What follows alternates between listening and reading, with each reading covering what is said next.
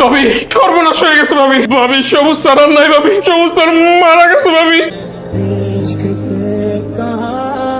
बस किसी का चले हो भी जाए। একদম আওয়াজ করবি না, আমার হাত থেকে তোরা কেউ বাঁচাইতে পারবে না।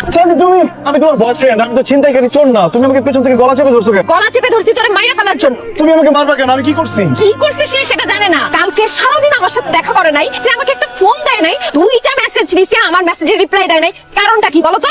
জান, কালকে অফিসের কাজের অনেক প্রেশার ছিল, এই জন্য তোমার সাথে দেখা করতে পারি নাই, এই জন্য তোমার ফোনও করতে পারি নাই, তোমার টেক্সটে রিপ্লাই দিতে পারি নাই। একদম মিথ্যা কথা বলবা না। তুমি কালকে আমার সাথে দেখা না করে অন্য কোনো মেয়ের সাথে সারাদিন ঘুরছো, ওরে নিয়ে বিভিন্ন রেস্টুরেন্টে গেছো, পার্কে গেছো, ওরে খাওয়াইছো, বেলা বাসায় যেয়ে টুস করে ফোনের সিমটা চেঞ্জ করে অন্য সিম দিয়ে ওই মেয়ের সাথে কথা বলছি, এর জন্য আমাকে ফোন দিতে ভুলে গেছো। এসব তুমি কি বলতেছো শান্তি? অন্য মেয়ের সাথে কেন দেখা করবো, কেন কথা বলবো? এক আপদ একটু সামলাতে পারতেছি না। আমি আপদ?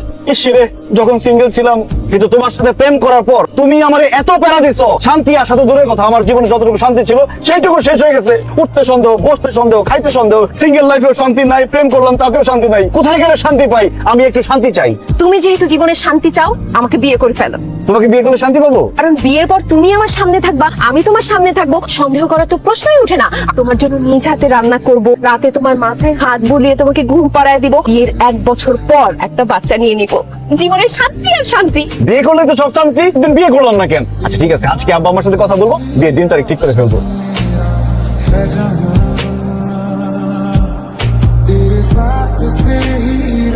কি ব্যাপার শান্তি?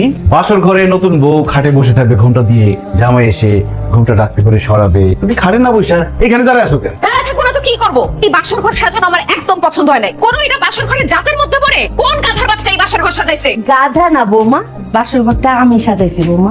মা হয়েছে কি, শান্তি আসলে জানতো না এই বাসর ঘর তুমি সাজাইছো, এই জন্য গাধার বাচ্চা বলে ফেলছে। যদি জানতো তুমি সাজাইছো, তাহলে গাধা গাধি কোনোটাই বলতো না। ও বৌমা, আমাদের বাড়িটা কেমন লাগলো সেইটা বলো। খুবই বাজে। এটা কোনো বাসা হইলো? এইরকম একটা বাসার মধ্যে আপনারা থাকেন কেমনে বলেন তো? এর থেকে তো আমাদের বাসার ছাদের উপরের কবুতরের বাসাও অনেক বড়, অনেক সুন্দর। এই বাসা আমার একদম পছন্দ হয় না। এরকম একটা ভাঙাচোরা ফ্যান লাগানো। ওরে বাবা, বড় লোকের বেটি রে, এই বিয়া শাদিতে তোমার আব্বা তো একটা সুতাও দিল না, সব খরচ তো আমার ছেলেই করলো। সবুজ, তোমার মা কিন্তু আমার অপমান করে কথা বলছে, তুমি চুপ করে আছো কেন? কিছু বলো না কেন? মা, তুমি আমার এই নতুন বউকে বাসর ঘরে অপমান করে কথা বলতে পারো না। শুনো, এই বাসায় আমরা আর থাকবো না। কালকেই বড় দেখে সুন্দর দেখে একটা নতুন ফ্ল্যাট ভাড়া নিয়ে নিবা জান। এই বাসায় আমরা 15 বছর ধরে থাকি।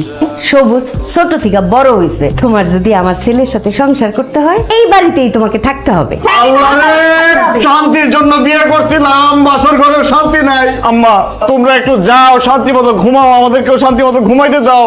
এখন যেই শান্তি নিয়ে আসছো, আজকে বাসর রাত, এখনই সে এমন করতেছে, আর সারা জীবন তো কইরেই রয়েছে।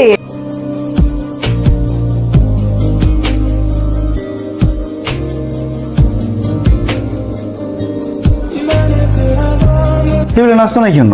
মা, কি ব্যাপার? আমি নাস্তা করে অফিসে যাবো, টেবিলে নাস্তা নাই কেন? কারণ নাস্তা বানানো হয় নাই। নাস্তা কেন বানানো হয় নাই? আমার বিয়ার পরে সারা জীবন তোর বাপের জন্য নাস্তা বানাইছি, এখন তুই বিয়া করছস, এখনো কি আমাকেই নাস্তা বানাইতে হবে? এখন নাস্তা থেকে শুরু করে রান্না বাড়ি সব কাজ তোর বউ করবে। বাবা বাবা, মা আমি সব কাজ করলে আপনারা কি করবেন? খাবো আর ঘুরে বেড়াবো। কি সুখ, তাই না? সবুজ, এই ঘরের কোনো কাজ আমি করতে পারবো না। খাইতে পারবে তো বৌমা, নাকি তোমার খাওনটাও চাবাইয়া মুখে তুলে দিতে হইব? শোন সবুজ, এখন তোর বউ ঘরে আসছে, এখন আমি আর রান্না বান্না করব না। ও, তার মানে আমি সব কাজ করব? আমাকে কি চাকরানি বানানোর জন্য তুমি বিয়ে করছিলে সবুজ? শান্তি নাই, মার কাছেও শান্তি নাই, বোর কাছেও শান্তি নাই। ঠিক আছে, আমার নাস্তা করা লাগবে না, আমি বাইরে থেকে নাস্তা করে নিব। থাকো তোমরা শান্তিতে। तेरा नाम दिल रख दिया, धड़केगा तू मुझे में सदा, मैंने तेरा नाम दिल रख दिया, बेवास्ता। হ্যাঁ শান্তি, বলো। কোথায় তুমি? আমি তো ফিল্ডে। আমাকে বাসায় একা রেখে তুমি ফিল্ডে গিয়ে খেলাধুলা করতেছো? ওরে শান্তি রে, এই ফিল্ড খেলার ফিল্ড না, এটা আমার কাজের ফিল্ড। এখানে দোকানে ঘুরে ঘুরে আমি মাল বিক্রি করতেছি। মাল তুমি পরে বিক্রি করবা। বাসায় কি হয়েছে? বাসায় কি আগুন লাগছে নাকি? হ্যাঁ, বাসায় আগুনই লাগছে, তাড়াতাড়ি আসো। বাসায় আগুন লাগছে? বান্টি, বাসায় আগুন লাগছে? এই সবুজ, কি করতেছ? ঘরে পানি মারতেছ কেন? বাড়ির মধ্যে আগুন লেগে গেছে, তাই পানি মারতে পারতেছি। আল্লাহ তোমার কাছে লাখো কোটি শুকরিয়া, আমার পুরো বাড়ি চলে গেছে, সব চলে গেছে, কিন্তু আমার আব্বা আম্মা ঠিকঠাক আছে। তুই কি পাগল হইছস? কোনো কিছু জ্বলে যায় নাই, এই বাড়িতেই আগুন লাগে নাই।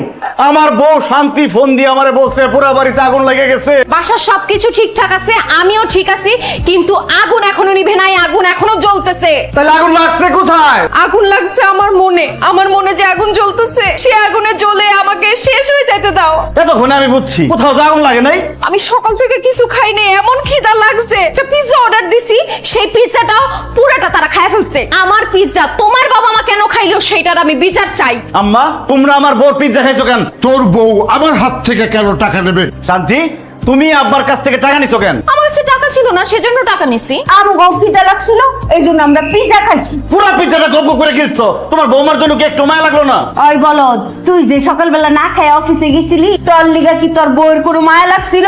তুমি বলো কিছু, বলো। আরে কোথাও আগুন লাগে নাই, আগুন লাগছে আমার মাথায়।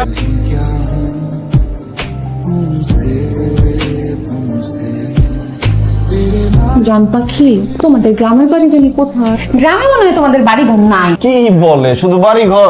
আমাদের গ্রামের বাড়ি যে বড়, গোলা ভরা ধান, পুকুর ভরা মাছ। তার মানে তো গ্রামের বাড়ি অনেক সুন্দর, দুইজন তো আরাম করে থাকতে পারবে। তোমাকে একবার নিয়ে যাবো না? আমাকে নেওয়া লাগবে না, তোমার বাপ মাকে গ্রামের বাড়িতে পাঠাও। আব্বা আমাকে গ্রামের বাড়িতে পাঠাবো কেন? কারণ তুমি যেমন জীবনে শান্তি চাও, আমিও জীবনে শান্তি চাই। আর তোমার বাপ মা যতদিন এইখানে আছে ততদিন আমি শান্তি পাবো না। কিন্তু আব্বা আম্মা, তোমাদের বৌমা বলছে তোমাদেরকে গ্রামে পাঠানোর কথা, কিন্তু আমি রাজি হই নাই। প্লিজ এটা নিয়ে আর অশান্তি করো না, ঝগড়াঝাটি করো না প্লিজ। বৌমা সামান্য একটা কথা বলছে, এতে ঝগড়াঝাটি করার কি আছে? তবে আমরা সিদ্ধান্ত নিছি কি, কালকে সকালে একেবারে বৃদ্ধাশ্রমে আমরা চলে যাব। কি বলতেছো তোমরা এসব? তোমরা বৃদ্ধাশ্রমে কেন যাবা? যেই বউ বিয়া করে আনছো, আইজ হোক কাল হোক, সে নিজেই আমাদেরকে বৃদ্ধাশ্রমে পাঠাই দিবে। মা এমন কথা বলো না তো। তবে আমরা বৃদ্ধাশ্রমে গেলে গ্রামের বাড়ির সয় সম্পত্তি যা আছে সব বৃদ্ধাশ্রমে দান করে দেব। মা, তোমাদের হাতে ধরে পায়ে পড়ি, এইসব সহায় সম্পত্তি বাড়ি ঘর কোনো কিছু দান করে দিও না। আর গ্রামে যদি বাড়ি ঘরই না থাকে, তাহলে তো আমার রাস্তায় রাস্তায় থাকা ছাড়া আর কোনো উপায় থাকবে না। তুমি ঝগড়া করো প্লিজ, তোমরা মিলে ঝগড়া করো, মারামারি কাটাকাটি যা খুশি করো, তাও বাড়ি ঘর দান করে দেওয়ার কথা বলো না মা। এমনিতেই শান্তি নাই, তোমরা চলে গেলে আরো শান্তি থাকবে না। তবে একটা শর্তে আমরা এই বাড়িতে থাকবো, তোর বউ রান্না করে আমাদেরকে খাওয়াবে। রান্না বান্না বাসার কোনো কাজ আমি করতে পারবো না। তুই রান্না করবি, তোর বাপ রান্না করবে, তোর মা রান্না করবে। আর কালকে থেকে যদি রান্না না করিস, একটা লাথি মেরে বাসা থেকে বের করে দিব। তোমাদের সামনে তোমাদের বৌমার গায়ে আমি হাত তুলতে চাচ্ছি না। তোমরা বের হও, দেখো কি পরিমাণ মায়ের তাকে আমি দেই।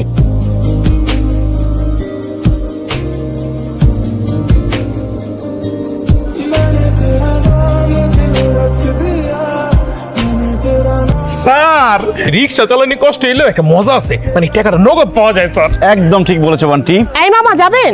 তুমি হ্যাঁ মই। তুমি রিকশা চালাও? আবার মনে কি বলতে আছে, মুই তো ছোটবেলা থেকে রিক্সা চালাই। আপনার কোনো সমস্যা? তুমি যে রিকশা চালাও সেটা আমাকে বিয়ের আগে বলো নাই কেন? ও, আপনি কেডা? আমি তোমার বউ। আল্লাহ সুবহানাল্লাহ, আপনি কি বলতেছেন? আপনি আমার বউ? মানে আমার বউ তো আমি না, বরিশাল ভান্ডারিয়া থাকে গ্রামের বাড়িতে। সবুজ, কি বলতেছো তুমি এগুলো? তোমার কি মাথা খারাপ হয়ে গেছে? সবুজ? মোর নাম তো লাল, আপনি রঙে বল করছেন। ওই লাল মিয়া। চেহারা, চোখ, হাত, পা, গাল, গলা সবকিছু হুবহু আমার স্বামী সবুজের মতো। আপনি যদি আমার স্বামী না হয়ে থাকেন, আপনি একটা শার্ট করতেন। আমার স্বামীর বুকের মধ্যে একটা জন্ম দাগ আছে, কালো দাগ। এই দাগ যদি আপনার বুকের মধ্যে না থাকে, তাহলে আমি বিশ্বাস করে নিব আপনি আমার স্বামী না। মুই মোর শার্ট খুলতে পারবো না, মুই তো মোর বউর সামনে শার্ট খুলি না।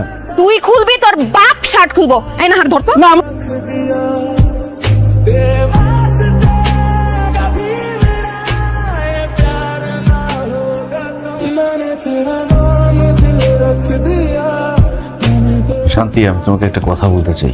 আমার চাকরিটা চলে গেছে, এরপর কি করব, কিভাবে সংসার চালাবো বুঝতে পারছিলাম না। তারপরে আমি রিক্সা চালানো শুরু করি। আমি আর রিক্সা চালাবো না, দরকার হলে আমার আগের চাকরির ওখানে যাব, বসের হাত পা ধরে আমি মাপ চাইবো। তুমি আমাকে আমার বাসা ছেড়ে, আমার বাবা মাকে ছেড়ে চলে যেতে বইলো না। আমি যদি চলে যাই, আমার বাবা মার কি হবে? তাদের কে দেখবে? তাদেরকে গ্রামে পাঠিয়ে দাও। তুমি মাসে মাসে টাকা দিবা, তারা গ্রামে আরামে থাকবে। চলো না, সবকিছু হলে তুমি, আমি, আমার বাবা মা একসাথে সুখে শান্তিতে থাকি। সরি, তোমাকে আমি এই শান্তিটা দিতে পারতেছি না। তাছাড়া তোমার এই বাসা, এই বাড়ি ঘর, তোমার বাবা মা আমার কাউকেই পছন্দ না। আর যদি তুমি আমার সাথে আমার বাবার বাড়িতে না যাও, তাইলে তোমাকে আমি ডিভোর্স দিব, তোমার সাথে আমি সংসার করব না। और कहीं क्या हम तुमसे কি হয়েছে বৌমা? আব্বা সর্বনাশ হয়ে গেছে। কি সর্বনাশ হয়েছে? সবুজ কোথায়? আব্বা সবুজ বাড়ি ছেড়ে চলে গেছে। আব্বা সবকিছু চিঠিতে লেগে গেছে।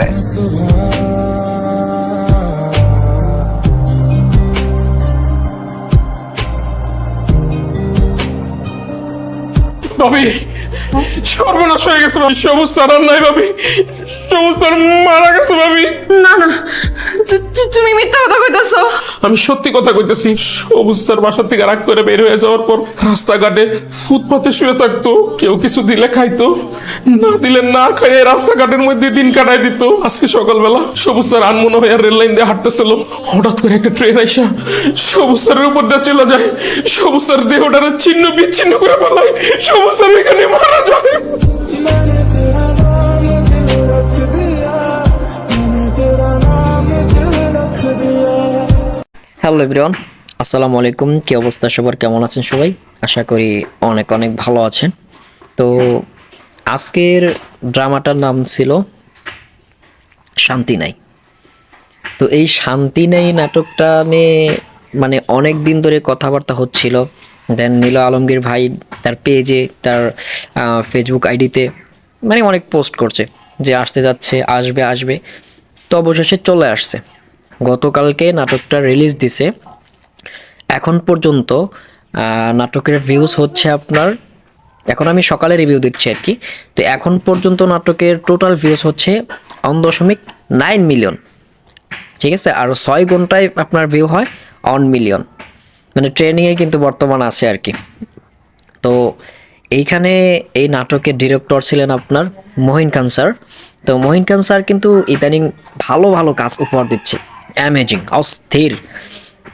মানে এখন দেখেন আপনার নীল আলমগীর ভাই অ্যান্ড হচ্ছে জান্নাতুল সুমাইয়া হিমি এই নাটকের অভিনেত্রী ছিলেন। তো অভিনয়ে তো নীল আলমগীর, জান্নাতুল সুমাইয়া হিমি আপু বেস্ট, না বললেই নয়। মানে তাদের ড্রামাগুলো অস্থির, মানে অস্থির, সবগুলো কিন্তু ফাটায় ফেলে একদম। মানে এখন বর্তমান যেগুলো নাটক আপনার রিলিজ দিচ্ছে, প্রত্যেকটা নাটক আপনার ট্রেনিংয়ে চলে যাচ্ছে। আপনারা তো দেখেনি নাটক, নীল আলমগীর ভাইয়ের ফ্যান অনেক, হিমির ফ্যান অনেক। তো মহিন খান ভাই মানে ইদানিং কিন্তু ভালো কাজ তো দিচ্ছেই, তারপর হচ্ছে আপনার মানে ইমোশনাল, আপনার ফানি, কমেডি সবগুলো মিসিং করে কিন্তু দিচ্ছে, ঠিক আছে। তো এই ড্রামাটার ভিত্তিতে কিছু জিনিস আপনারা যদি বুঝেন তাহলে অনেক কিছু, মানে সমস্ত ফুল নাটকটাই কিন্তু আপনার মানে পারিবারিকভাবে বানানো হয়েছে। মানে একটা ফ্যামিলির ভিতরে যা যা হওয়ার দরকার প্রত্যেকটা জিনিস এই নাটকের ভিতরে তুলে ধরছে। আপনারা ফুল ড্রামাটা দেখবেন, দেখলে অবশ্যই বুঝতে পারবেন। যে দেখেন মানে আমি একটা জিনিস ভাবছিলাম যে মানে যখন ওই যে নীল আলমগীরের আপনার পার্টনার যখন আসার পর যখন বলে যে ভাই তো মারা গেছে, আমি ভাবছি যে সত্যিই মারা গেছে, মানে লাস্টে একটু স্যাড ইমোশনাল হবো আর কি এরকম। তো ওই সময়টা একটু ইমোশনাল বেশি হয়ে গেছিলাম যে হঠাৎ করে মারা গেল, আফসোস না। তো তারপর দেখি মানে তাদের বোঝানোর জন্য যে আসলে একটা ফ্যামিলির ভিতরে বাবা মা বউ শাশুড়ি যদি মিল না থাকে তাহলে সেই সংসার কখনো টিকে না। এটা বাস্তবের সাথে মিলেছে, পুরোই মিলে গেছে। তো যাই হোক, ফুল ড্রামাটা আপনার আপলোড দেওয়া আছে NAF এন্টারটেনমেন্ট ইউটিউব চ্যানেলে, মানে নীল আলমগীর ভাই ইউটিউব চ্যানেলে আপলোড দেওয়া আছে। অবশ্যই তাদের চ্যানেলকে সাবস্ক্রাইব করবেন। দেন হচ্ছে তাদের চ্যানেলের লিঙ্ক আমাদের ডেসক্রিপশনে থাকবে, আর তাদের ফুল ড্রামাটা অবশ্যই ডেসক্রিপশনে থাকবে, দেখে আসবেন, ভালো লাগবে। সো আবার নেক্সট ভিডিওতে দেখা হবে। আসসালামু আলাইকুম।